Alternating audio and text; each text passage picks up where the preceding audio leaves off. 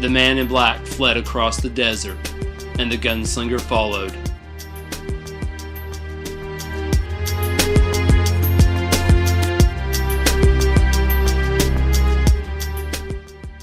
Welcome back to the Reign of Books podcast, episode number 21, some pt1 in the podcast. I'm John Keel, joining you from the War Room. My co-host is Josh Preston, joining you from the mini Hyrule Cube. You changed locations, but this is the Reign of Books, the reader's entry into great narratives, where the written page reigns supreme all the time, always. And Josh, today's show is brought to you by the greatest energy drink of all time, 5.5 Hour Synergy, brought to you by Terrible Tall Incorporated. In a world where cowboys are combined with fantasy, modern metropolitan cities, and just some really horrible things, TTI developed an energy drink that is terrible for you, plus combined the name with a horrific corporate American word. Why not? Have you had heat stroke? Synergize your day with 5.5 Hour Synergy. Give yourself that dehydrating boost to let you take those few extra prideful steps you need and go out from heart failure, not the heat. Stabbed multiple times from an angry mob? Synergize. Dying from starvation? Synergize. Preparing to kill an entire village? Synergize. Gunslinger to Commander LaForge? Synergize. 5.5 Hour Synergy. A bizarre and horrific answer for a bizarre and horrific world. It's the worst name for the worst of environments. Pick up some at your local abandoned way station today. You say true, I say thank you. And Josh, we're proud to have them. You got to think 5.5 Hour Synergy, probably making some money out there. We need some synergy this early in the morning. I hate that word, by the way. It's a horrific word for me. I felt it appropriate for a horrific story. It's a catchphrase I use all the time. Sorry, I will not use that word in front of you, but it's one of my favorites actually. But that's a great sponsor. Yeah, we need their beverage this early in the morning to actually do justice to the new book we're reading, the first in a 7-book series, one of the most epic fantasy series on many people's list. I don't know who, but we picked up Stephen King's The Dark Tower series. Woo! I'm pretty excited. Stephen King, my first Stephen King, which I never thought I would read him because he's the master of scary. If anyone doesn't know who the author Stephen King is. But this is just not a scary book, but a creepy fantasy story. A little bit of creepiness. But John, is this your first Stephen King? Oh no, this is not my first Stephen King book, but it's certainly my first exposure to the Dark Tower series. Now, my first Stephen King book was actually Dreamcatcher, which was a really good story, but the movie certainly fell short. So don't judge my choice based on the movie. Yeah, my introduction to Stephen King was the movies based off his work, and that kind of scarred me for life. So I was like, again, never going to touch the man's work, but I can see why people want to adapt his work. I've got to say, I've been impressed right out the gate, because what we picked, again, it's what he considers his epic fantasy. I love the foreword to the revised edition to The Gunslinger, which is book 1 of the Dark Tower series that we'll be reading. We'll be doing part 1 of The Gunslinger. It will be a 2-part podcast. But it's really interesting because it's a good forward. It talks about him being 19, young, and wanting to go out there, take over the world. The Hobbit had just come out, or some variation. I don't know, the cartoon, the book, whatever. But it's interesting because he said everyone was going to be ripping that off. He didn't want to rip it off, so he took a little time. And then he came up with this story. Took him 30 years to finish, but again, for all intents and purposes, this is his epic quest. Very, very highly rated. So I'm pumped. I want to get started. So before we actually do start on The Gunslinger, pow, we're going to start with news on fiction and publishing. The first story I have here is a funny little story because Jennifer Weiner, that's a real author. Jennifer Weiner says you can judge a book by its author's photo, not the cover. Is she right? So it's a funny little story, just what she says. And basically her characterization says if you're smiling in your color author photo, it's chick-lipped. If you're smirking or giving a stern, thin-lipped stare in your black and white picture, and if you go out of your way in every interview to talk about how unserious books do not deserve serious attention, then it's literature. So it's obviously a larger issue of what's serious writing versus what's, I don't know, more populist and, you know, barbershop writing, whatever you want to call it, you know, pick up the book in the salon. So I thought it was funny, and so I never paid attention to authors' photos. I don't care how good looking or how gray haired you are. I just want to read a good book. Yeah, same here. I rarely look at the author's photo until maybe I've read the book, and if I like the book that much, then maybe I'm curious to know what the author looks like. I mean, you know, look at Tom Clancy's photo. He doesn't look like he ever spent a day in the military. So, but that's all he writes about. I mean, I disagree. But Josh, our next story is coming to you from Como News, and really, we want to cover this mainly because Stephen King's name is in the story. Stephen King and Donna Tartt are backing an anti-Amazon letter, and this has to do with something we talked about a few podcasts ago, where Amazon is blocking or slowing access to Hachette books. I think I called it all sorts of names. I keep wanting to call it Hachette from the movie from Machete, but I'm pretty sure it's pronounced Hachette. But anyway, Stephen King's one of the authors that has signed his name on this petition saying, hey, listen, all you're doing here is you're just inflicting pain on innocent third parties who happen to be published through Hachette. So the whole issue, I think it was Amazon slowing down delivery of books, not giving discounts on the ebooks, which is the future. So a long story short is, Amazon is wielding its power like a sledgehammer, or they could be viewed as such. I hope that in the end, publishers just play nice. They understand Amazon's one of the biggest distributors out there, but whatever. We'll see if this story ever ends. It's business. Or what if it becomes a spy story? They make a movie out of it. We have triple agents embedded in Amazon. That's our third story. The changing face of spy fiction. Basically, after the fall of the Berlin Wall, it forever changed spy fiction. There was no more, exchanges at Checkpoint Charlie and behind the Iron Curtain. It was all, everything's done. But then the War on Terror came about and authors adapted. So there's a new, I guess, genre of spy novels, not so much James Bond, but more, what's that kid? Ethan Hunt? No, not even Ethan Hunt from Mission Impossible. It's Tom Cruise. Tom John Cruise. Boyce. Yeah, that guy. That other guy. So basically, there are new spy novels out there for basically people who love that genre. There's one called The Day of Revolt. It's about Libya, 2011, and there's a bunch of Afghanistan, Iraq related spy stories. Basically, it's a new look at espionage in this age, and I just wanted to throw that story out there. There's not a lot there, but go check it out in case anybody's read all the James Bond stories, and that's that. So we are here. We have finally arrived. Book 1, The Gunslinger. I was a little scared to read this at first, John. Like I said, I had nightmares about a clown from a movie called It, and not so much scary dreams from The Shining, just because I closed my eyes all through that as a child. So, but Stephen King, he writes more than horror, and we found this out with The Gunslinger.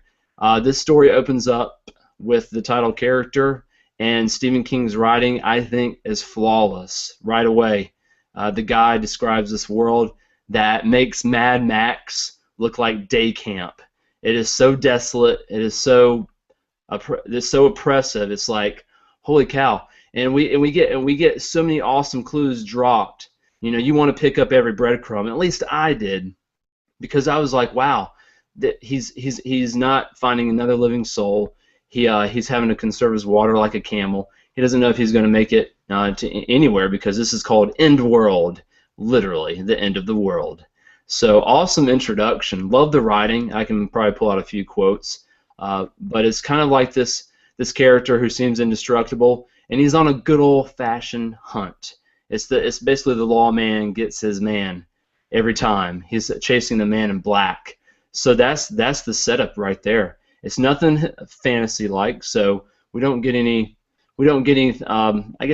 fantasy elements except for the fact that this guy is supernatural. The man in black he's chasing is virtually a ghost, and you can't gain any ground on him. So it seems like he's met his match, but he's the last of his kind, the gunslinger. Again, nice little tidbit. This guy's like from an ancient race, and of who or what we don't know, but he's pretty much Clint Eastwood meets Stephen King. That's what I've heard. Yeah, Clint Eastwood on steroids, and I at first kind of thought, well, gee, Stephen King, this like you said, this world is so oppressive.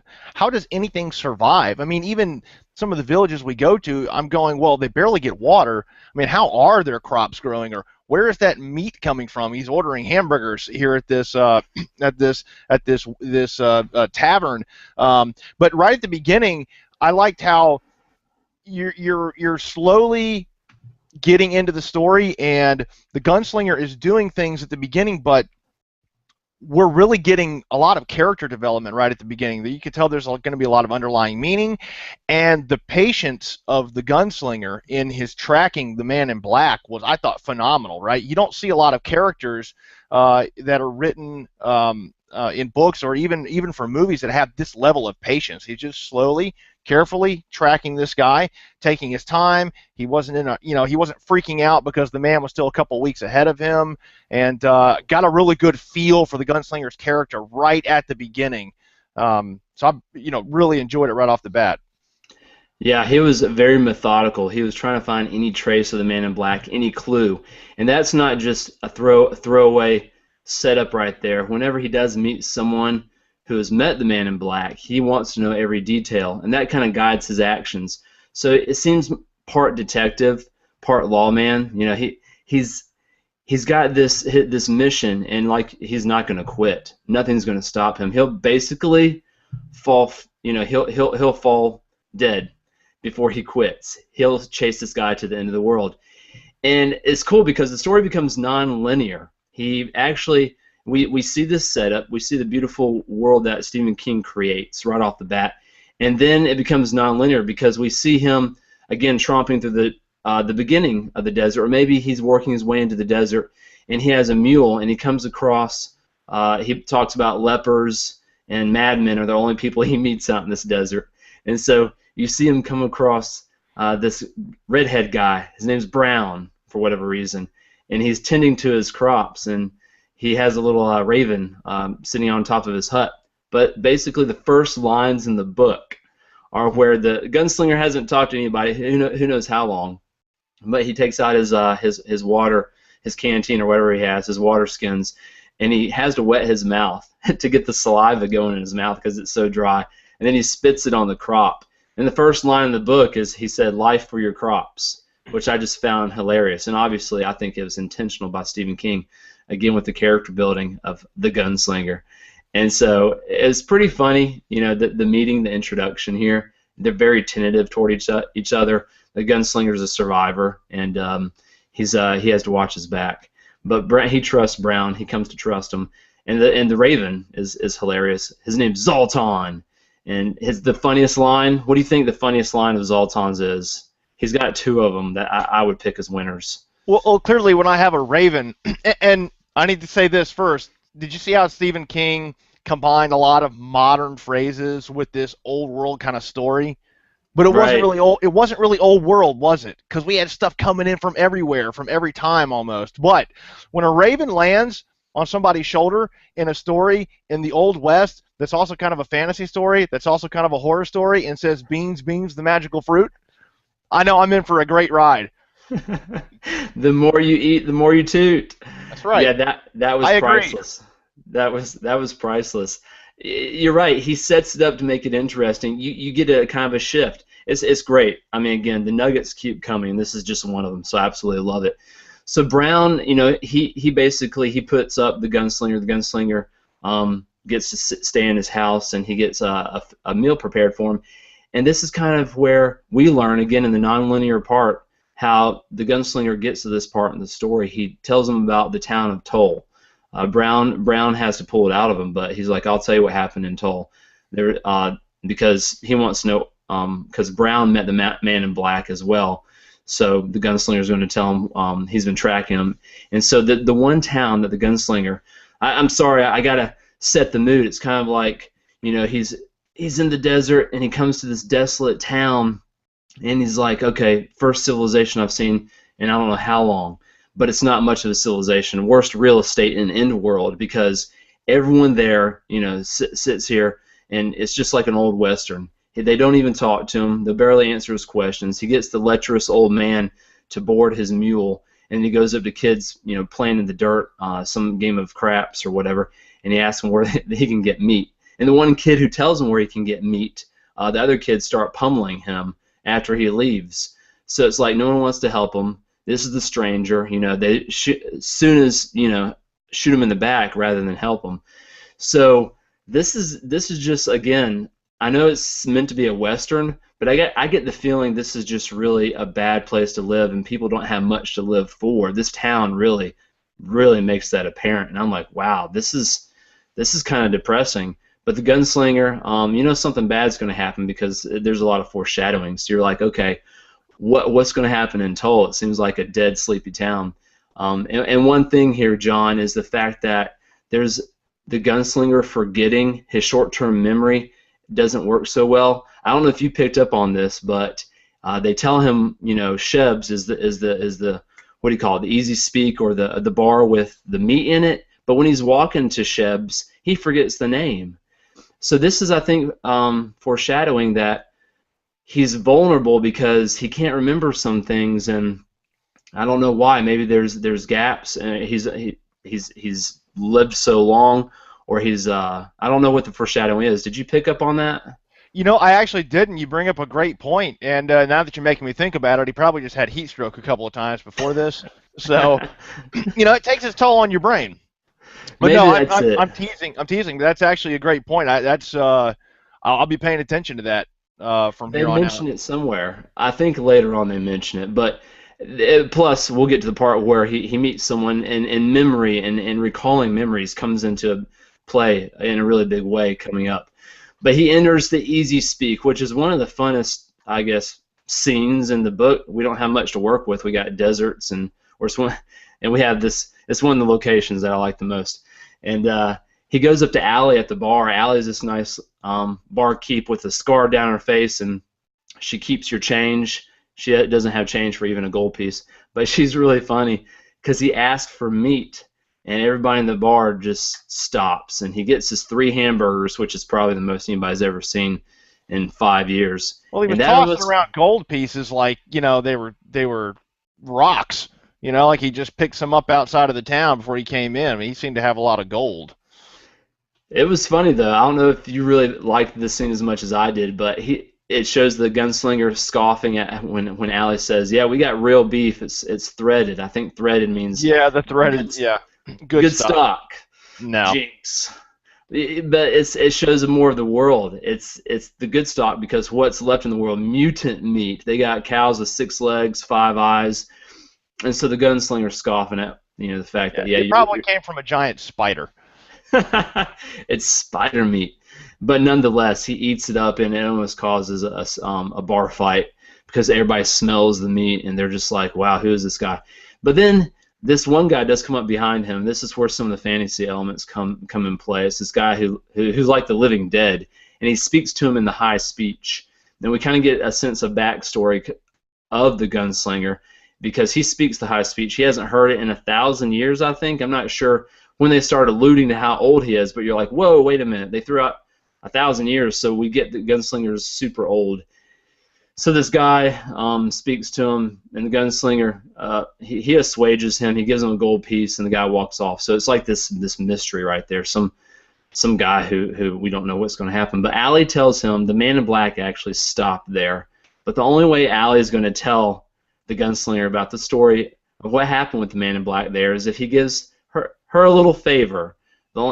And money's not going to do it. So he basically beds Allie, and we get a little bit more character development. Everybody needs a little bit of loving in Outworld or Endworld, and Allie tells him the story. And this is the creepy part of the book, where I was hoping that Stephen King didn't go super creepy on us, but the Man in Black arrives, and he actually brings back to life that guy that approached the gunslinger earlier, who looked like the living dead because he literally was. and he brought him back to life, and he causes all kinds of primal or bestial, reactions out of everybody in the bar when he does the whole ceremony. So kind of creepy, and that was not my favorite part of the book, but it shows you who this guy is. He is the bad guy. What'd you think? Well, I thought all the characters in this town were pretty perverted. Even him eating those hamburgers, I thought was perverted. The smell must have been perverted. It was a nasty, nasty, nasty town.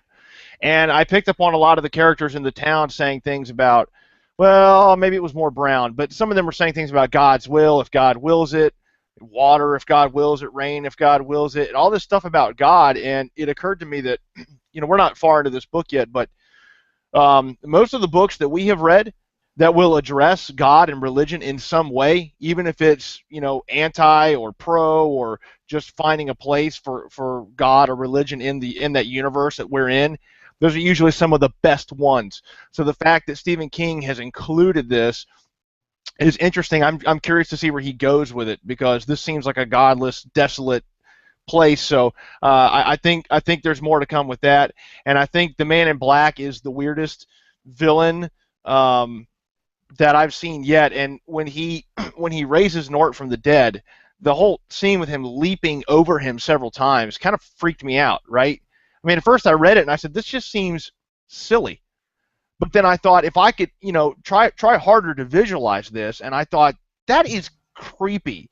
The way the man had that weird grin on his face, and he was leaping back and forth across the body, and I just thought, man, another home run for Stephen King and creepiness. Good versus evil. I guess that's a motif that Stephen King obviously brings up in his books. It's like, okay, he's the master of horror. And you're right. I think the one thing that the movies, based on his work, do capture is the creepiness of the evil guys. And I can kind of put the guy from The Stand, which I saw that movie as a kid. I can see, just you can't combat this evilness, right? Everyone just loses control of themselves. People, they just really lose control. Like I said, they just come out and they're doing all kinds of things, and like they're half possessed just being around this guy. So you're right, it is super creepy. And as far as religion is concerned, we get to Sylvia Pittston. She's the cult leader in the town. So at Sunday service, actually, I'm sorry, we got to talk about the traps. Sylvia Pittston is one of the traps. But we find out that Allie gets a note from the Man in Black, and this is kind of a sad part, because it's a trap that she can't escape. The note basically says, if you want to know what Nort saw on the other side, when he was dead, just mention the number 19 to him. And I heard the number 19 is going to become a big part of the story. I don't know if that's true or not. Maybe I misheard that. But basically, Allie's like, wow, I'm tempted to do this. I don't know why, but it's just like this itch you got to scratch. So she has a trap set for her. And the gunslinger's like, forget the number 19. Put it out of your memory. Because eventually you will say it and you'll go mad. So Allie, it's just kind of sad. She's a tragic figure because, for all intents and purposes, based on the gunslinger's actions, she won't be able to resist. And so, there was actually a part of the book here I wanted to highlight. The way Stephen King set the scene, he kind of tiered it out, and what I mean by that is the gunslinger met Brown, okay, and Brown is pulling the gunslinger story out of him, okay. So we're in the present, and now I have to go back in time to Tull, okay, and then to find out what went on in Tull before the gunslinger showed up, he has to pry the story out of Allie. So then we go back in time again, and there's nothing profound that I'm saying here. It's just a writing technique. I thought it was really cool the way he tiered it backwards, and then once you get everything you need from the past, we're going to shoot forward again. That is pretty interesting. Back to Brown. And it was a really cool writing technique. So for all you aspiring writers, copy that. Copy and steal Stephen King, minus the creepiness. So we have a bunch of traps laid, and you're right, we're going back in time, finding out, it's very methodical. Man in Black is just setting all these traps, and that plays into the writing style that, holy cow, the gunslinger has survived all these traps. So we seemingly have an invincible character, which I like, because he sees them coming, but he's very nonchalant, or I guess maybe he's at peace with the fact he can't escape these traps. He's going to have to, he's going to have to soldier on and figure out how to actually defeat them. So, yeah, all of it comes together beautifully, simply. That's why I think the story works. But with this next trap, Sylvia Pittston, she's this cult leader, and we see it coming. He says, "I'll stay here for a few days." He hangs out in the town, and he's going to go visit her. He said, "Tomorrow will be my last day in the town."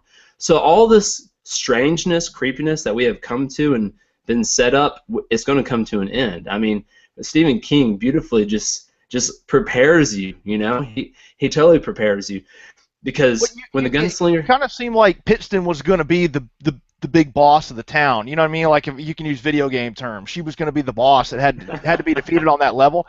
I thought at first that Nort was actually the trap, but really Nort, I think, to my previous point, just played into that perversion more, because he told them, "I was touched by God." Well, from everything I can see so far, the man in black is some kind of devilish individual, but he came in there and told them all he was an angel. So that's just, just more perversion. But yeah, Pittston is the big boss of this level. she's the big boss, and I love it because she's like a 3-stage boss. Yeah. In all it gets good because the gunslinger's not totally immune to her I guess lust, because again the perversion just keeps going. Stephen King isn't graphic, but he puts enough in your head to make you use your imagination with the language, and you're like, holy cow, this is just creepy. But he confronts Sylvia, he busts down her front door, and she's just sitting there waiting on him, and she's like, again with the whole motif, she's like, "I've been touched by God. I'm carrying his child. I'm carrying a prince, a prince of kingdoms or something."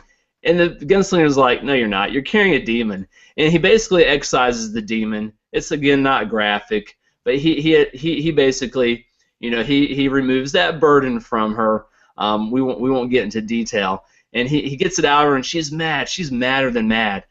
But then the gunslinger, this is the end here, because that first stage, as weird as it was, we come back, first stage boss, I mean, we come back to him and Allie, and I'll say it right now because Stephen King puts it out there. Gunslinger says he's leaving. He says he's found what he came for, and he's got to get back to follow the man in black. And he looks at Allie, and he just thinks to himself, she could have been pretty at one point in her life. She's old now, but basically he says that's the last time I saw her alive. And you're like, what?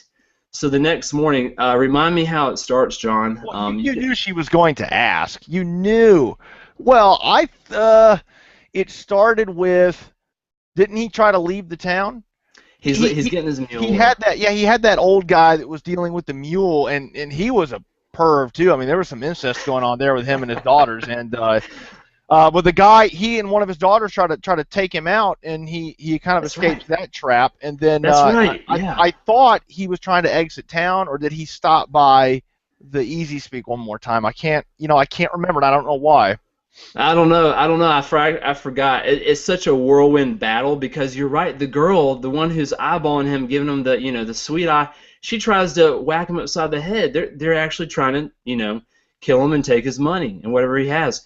So he gets out of there, and when he starts to leave, the people come busting out of the buildings with Sylvia Pittston, in the rear, just preaching hellfire and brimstone, says, "He's the devil, get him!" So the whole town, literally in one foul swoop, comes down on him, and Allie's at the front. I think she's a shield. Yeah, she's being used as a shield. She's being used as a shield, so she's not possessed like the others, but she is like, I asked Nort, number 19, I'm going crazy. But he comes, so it's weird because I didn't get that sense right away, because immediately he pulls out his guns, which do the talking for him, and he guns her down. That's his first victim. So it's a mercy kill, but it's so gut wrenching because he kills her and has to think immediately how to survive with these pitchforks and people. It's like the mob, Frankenstein mob, and he starts gunning them down. And I think he makes enough of a hole. He's got 12 shots in his 6 shot revolvers, so that's simple math. There's 2 of them, but he makes a hole, and he's running from them.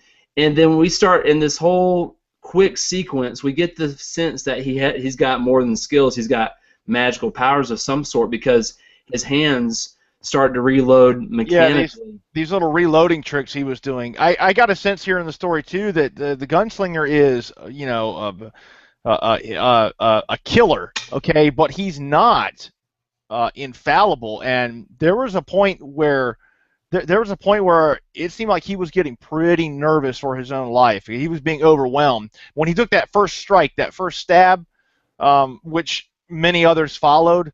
I thought he might be in a bad way. So he's a killer. He almost seems too good for for anyone to take him, but he still felt kind of real, and I thought that was important that Stephen King kept it that way, that he didn't seem like some kind of gun god, that just couldn't be taken.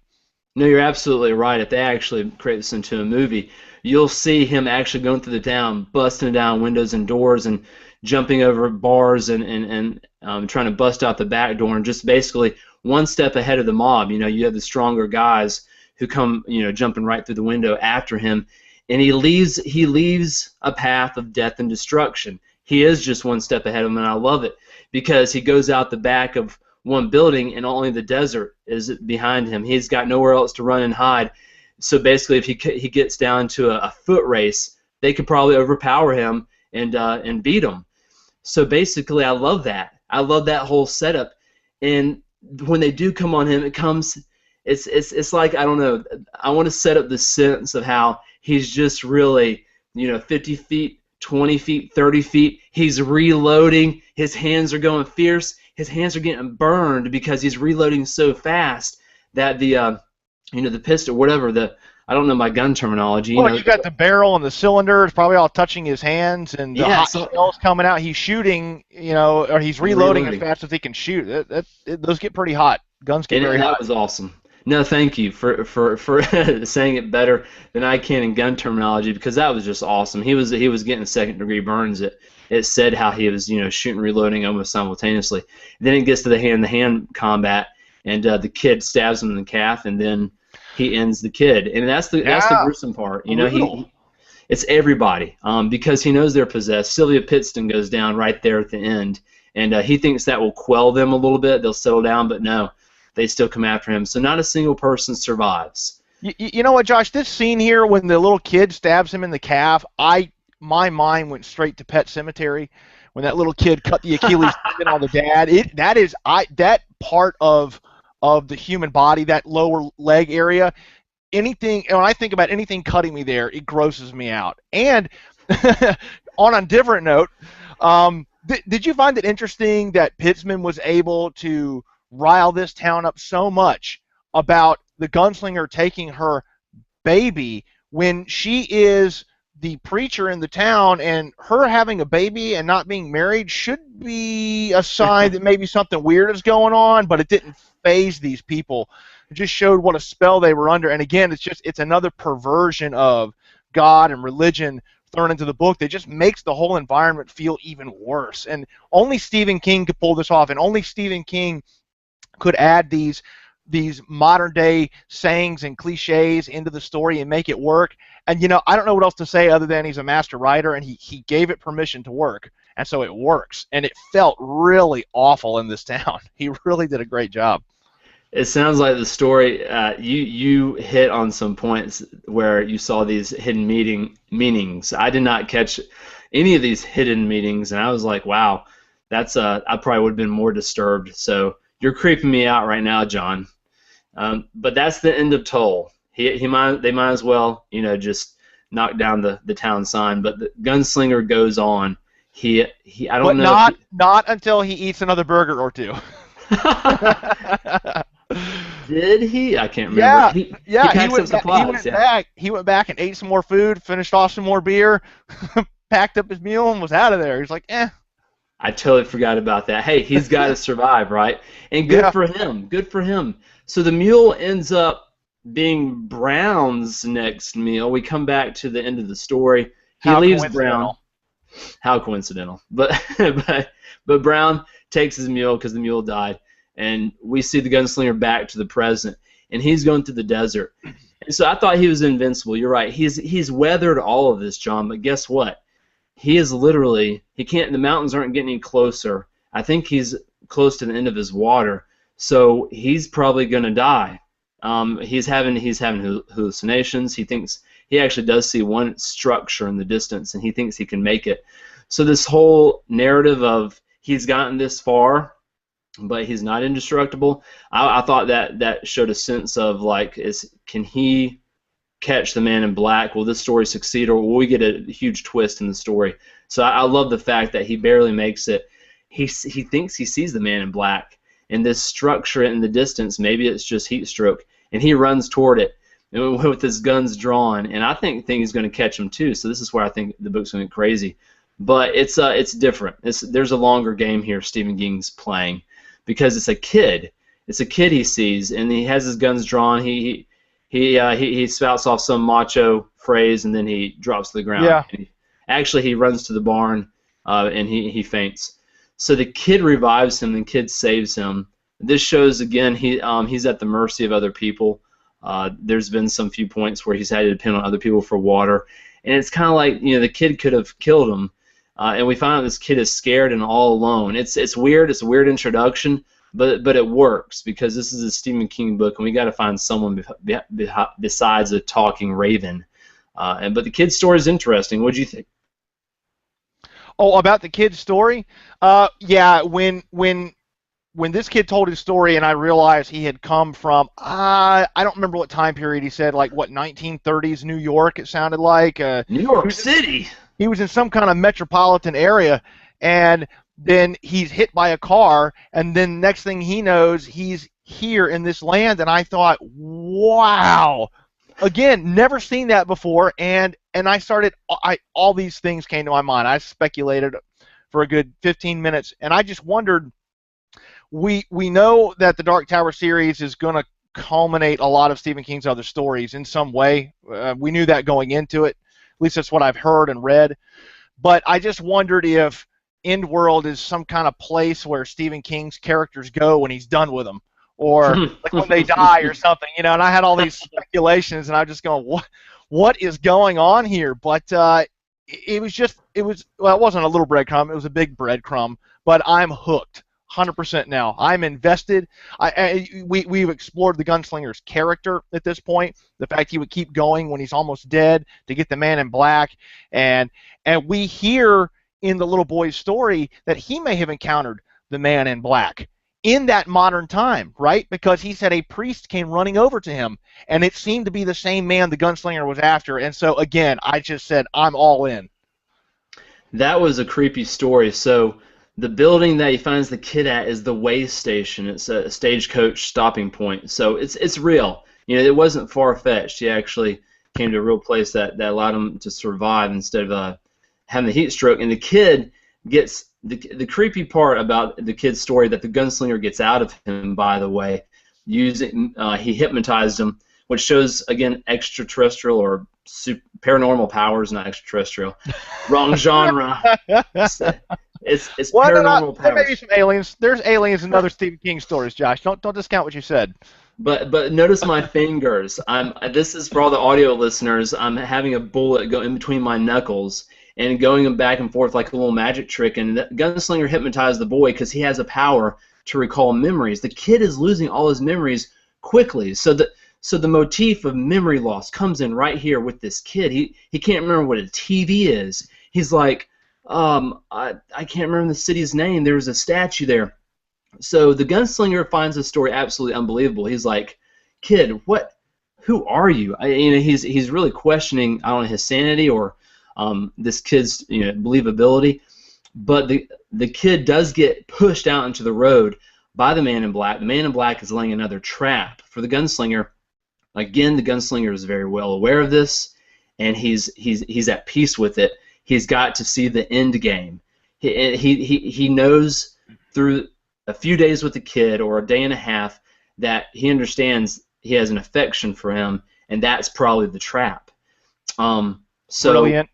It's brilliant, and it's like, it's depressing. It's like, can the good guy win? I don't know if Stephen King, I don't know all his stories. Does the good guy lose? Does evil ultimately win out? Sometimes, yes. It's the last hurrah. We'll find out what happens here, but they wake up the next morning. They're about to head out. So this is kind of the end of the first half of the story. But the kid knows there's a basement with canned goods, and the Gunslinger goes down to the basement. He's collecting the canned goods with all the mutant spiders. It's crazy 10-legged spiders. and he hears a burrowing, and so the kid is freaked out, and the gunslinger's like, "Go, kid. If I'm not out in 5 minutes, leave without me." So you're like, "Holy cow, what's happening?" Because you see the power of the Man in Black to bring people from other places, other times, and you see the Man in Black trapped in this little small space. So I'm like, I'm waiting for another showdown, but it's only a creepy demon who appears, because this thing burrows through the wall, and it speaks to him through the wall. You don't see it, and it says, I've got the quote right here. It says, "Go slow past the drawers, gunslinger. Watch for the Taheen. While you travel with the boy, the Man in Black travels with your soul in his pocket." And it says it all in Allie's voice, his old fling from Tull. So imagine Allie back from the dead speaking to him through the wall, and it says the Man in Black has your soul in his pocket. And I'm like, Yeah, holy cow. it's like he was. Well, we said this before the show. He was being haunted by the people he killed, maybe that he had gotten close to. I mean, I don't know, but we can't ignore the fact that Stephen King specifically mentioned that he heard Allie's voice. That is important somehow, I'm sure. And then what does he do? I mean, this guy is in like the worst spot possible, but then again, his 1,000-year-old knowledge, or his 1,000-year-old habits and customs, it says, "Take the dead for the dead," or something. Oh no! That was one of the best quotes in the book. "You say true, Sorry. I say thank you." I thought was awesome, awesome dialogue. And then, "Take the dead from the dead. Only a corpse can speak true prophecy."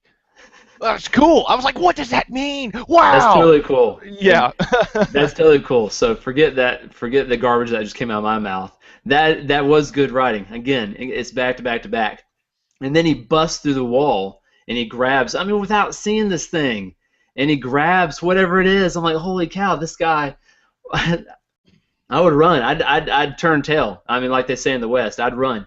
And he pulls out a jawbone, and this is a speaking jawbone, or speaking skull. So nothing big, but it's this gruesome thing, and he puts it in his back pocket. So some superstition going on here, and that's it. But it's this foreshadowing again about the Man in Black might just have an ultimate end game that the gunslinger's got to figure it out. He's got to put all the clues together, which he's been doing. He wants to know as much about the guy as he can to fight him when they do finally meet each other. So I love it.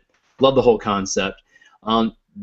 Throughout the book, we have to mention really quick, there are flashback to Roland. That's the gunslinger's name. Cool name. Man's man name. And Roland, his backstory is in training. Cuthbert is his fellow gunslinger in training. Court is like the drill sergeant who bloodies them and beats them, is pretty merciless.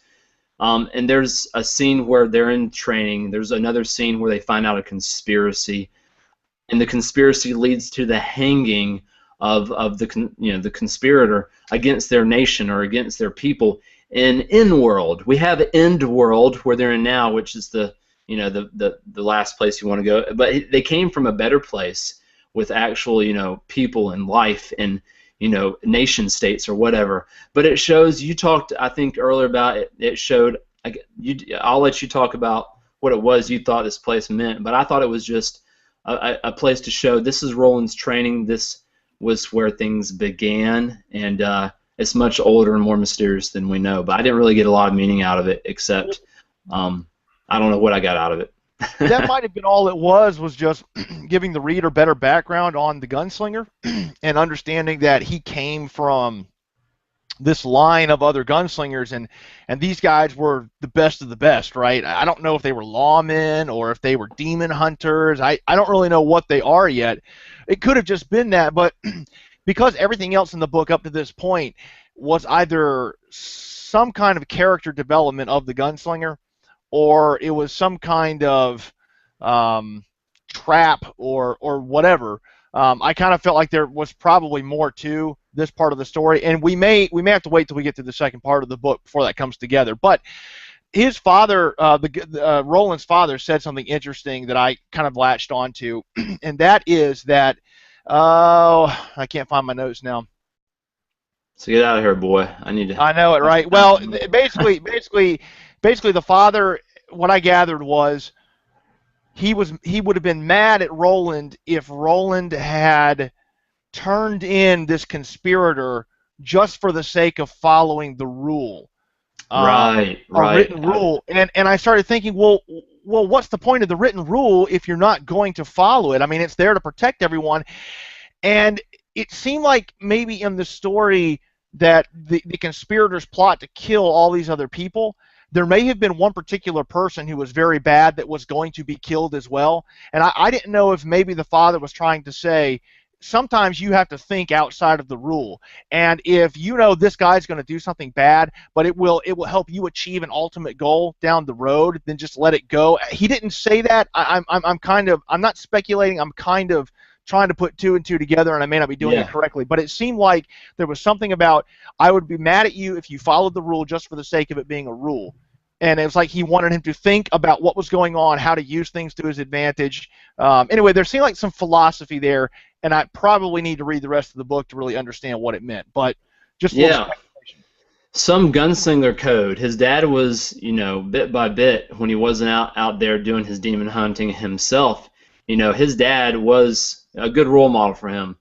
Court, the drill sergeant and the father, actually raised him to who he would be, and he has his father's guns. So basically, the code that he's trying to instill him is do it for a belief or a conviction, not just because you're patriotic or it's your duty or you're following the rules.